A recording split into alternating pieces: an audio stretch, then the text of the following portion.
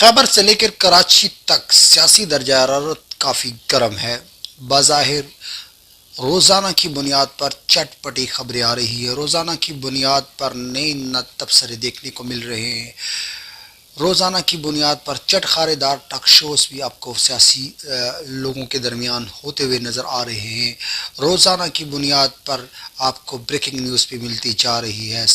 لیکن اس بیچ میرا وطن عزیز جو لاکھوں قربانیوں کے بعد، میرا وطن عزیز جو لاکھوں جانیں کی قربانیوں کے بعد، جو بہت کئی سالوں کی محنت اور کوششوں کے بعد،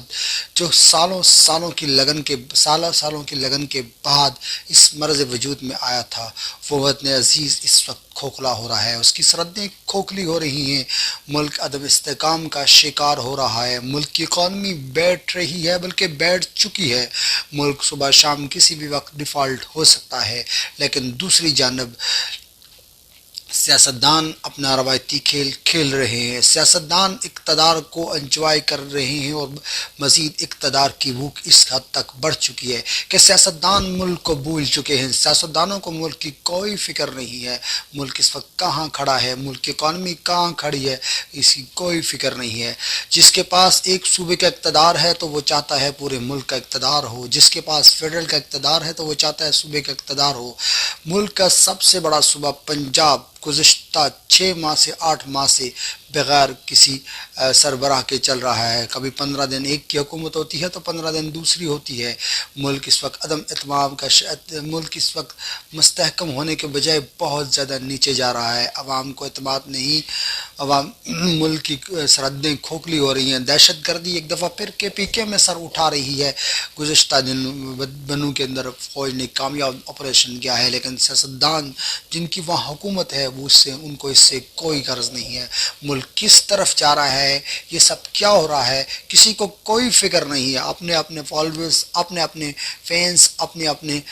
ووٹر سپورٹروں کو الجھائے رکھا ہے، آپس میں ایک دوسرے کو گالیاں دی جا رہی ہیں، سوشل میڈیا پہ اخلاقیات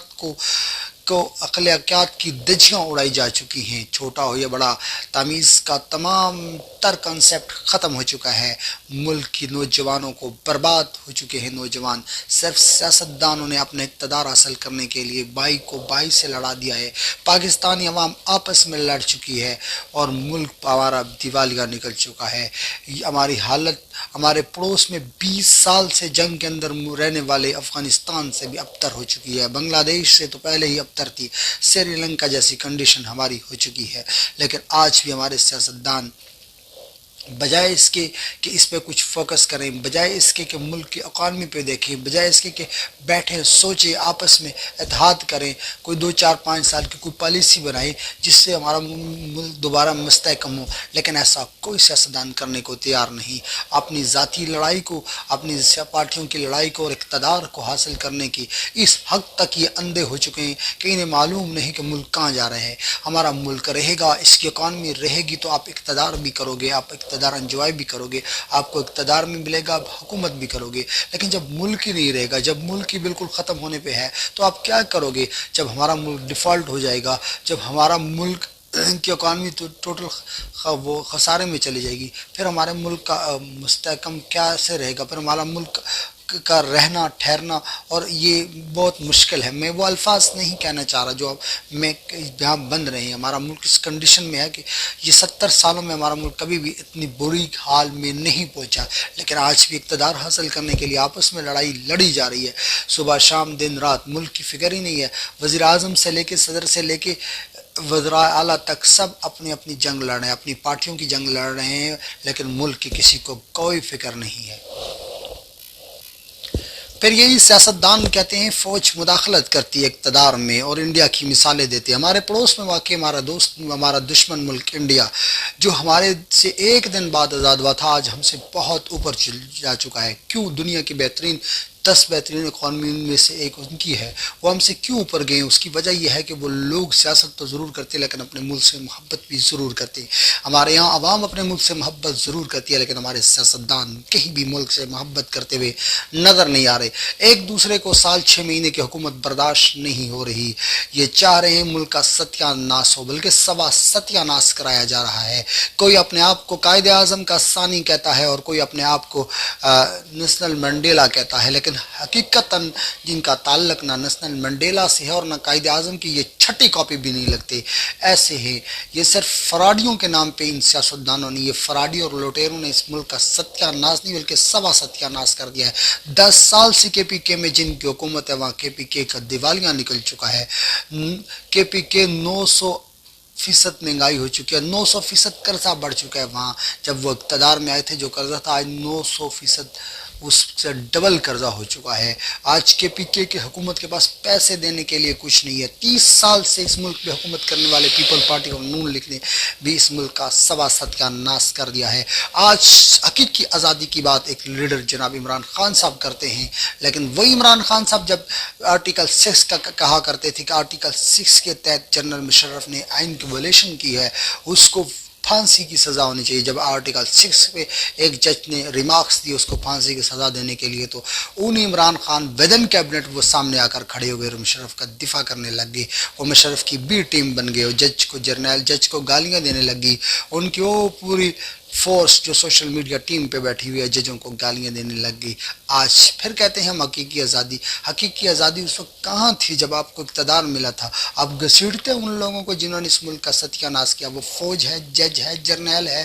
جو بھی ہے سیاستدان ہے، آپ ان کو کٹارے میں لے کے آتے لیکن آپ نہیں لا سکے. آپ وہاں وہ کام نہیں کر سکے جس کام کے لیے آپ نے عوام سے محنت کی ہے. ان سیاستدانوں کو آج بھی کوئی فکر نہیں ہے. صرف ایک سیاستدان نہیں، تمام تر سیاستدان میں نہیں سمجھتا کہ کوئی پوتر یا پاک ہے. ان کی سوچ صرف اقتدار حاصل کرنا ہے، ان کی سوچ صرف اقتدار پہ قبضہ کرنا ہے، ان کی سوچ صرف اقتدار بنا کر اپنے احساسے بنانے ہیں. کوئی اخلاقی جرت، کوئی اخلاقیات ان کے اندر نہیں ہے. ملک کی کوئی محبت نہیں ہے ان کے اندر. اسی وجہ سے یہی وہ وجہ ہے جس وجہ سے جب بھی فوج آتی ہے سیاست میں مداخلت کرتی ہے تو وہ جب ہی کرتی ہے جب ملک بالکل آخری نیٹ پہ چکا ہے. مجھے معلوم نہیں کہ اگلے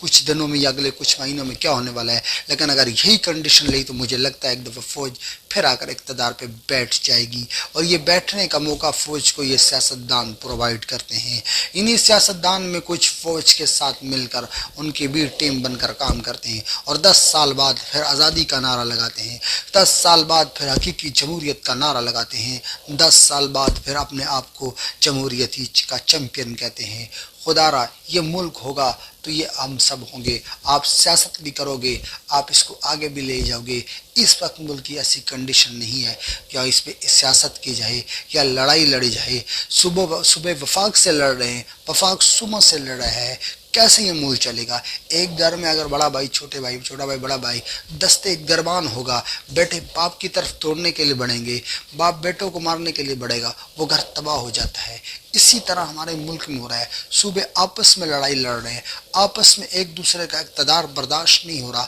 آپس میں ایک دوسرے کی پاور شیئرنگ برداشت نہیں ہو رہی. لیکن اس کا نقصان کسے ہو رہا ہے؟ اس کا نقصان وطن عزیز کا ہو رہا ہے. اس کا نقصان اس ملک کو ہو رہا ہے جس نے لاکھوں لوگوں نے جانیں دے کر، لاکھوں لوگوں نے اپنی قربان دے کر، لاکھوں ہزاروں عورتوں نے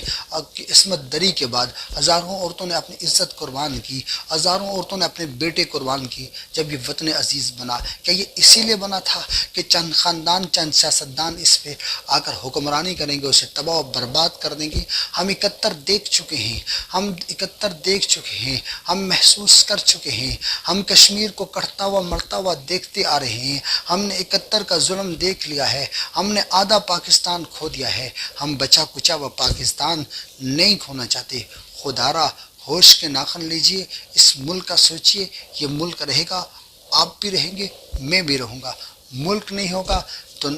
پھر آپ سیاست بھی نہیں کر سکتے، رہ بھی نہیں سکتے. آپ تو شاید چلے جائیں گے London, America, U S A, لیکن عوام ادھر رہے گی. میں عوام سے سوال کرتا ہوں، میں ان کے فالوور سے یہ بات کہنا چاہتا ہوں، خدا را آنکھیں کان کھولیں اور انہیں کہیں کہ ایک دوسرے کو برداشت کریں، ایک دوسرے کو سیاسی طور پر ایک دوسرے کا مقابلہ کریں. یہ جو آپس کی چرچیں ہیں، آپس کے رنجشیں ہیں، آپس کی دشمنیاں جو تو اپنے پال رکھی ہیں، اس کا نقصان ملک کو ہوتا ہے. کبھی کون سا شہر بند کیا ہوا ہے، کبھی کون سا شہر بند کیا ہوا ہے، کبھی وزیر اعلیٰ ہاؤس کے گھیراؤ، کبھی گورنر ہاؤس کے گرد گھیراؤ رکھا ہوا ہے۔ سیاسی عدم استحکام کا شکار جب ملک ہوتا ہے تو اس کی کرنسی بیٹھ جاتی ہے، معیشت بیٹھ جاتی ہے، صنعتیں تباہ ہو جاتی ہیں، انویسٹر بھاگ جاتے ہیں۔ یہی کچھ آج وطن عزیز کے ساتھ ہو رہا ہے، لیکن افسوس کی بات ہے کہ آج یہ لوگ اپنی سیاست کی خاطر ملک کے داؤ پہ لگا رہے ہیں۔ اللہ رب کریم سے دعاؤں ہوں کہ اللہ پاک ان کے دل و دماغ میں اس ملک کی محبت ڈال دے، اور ان کے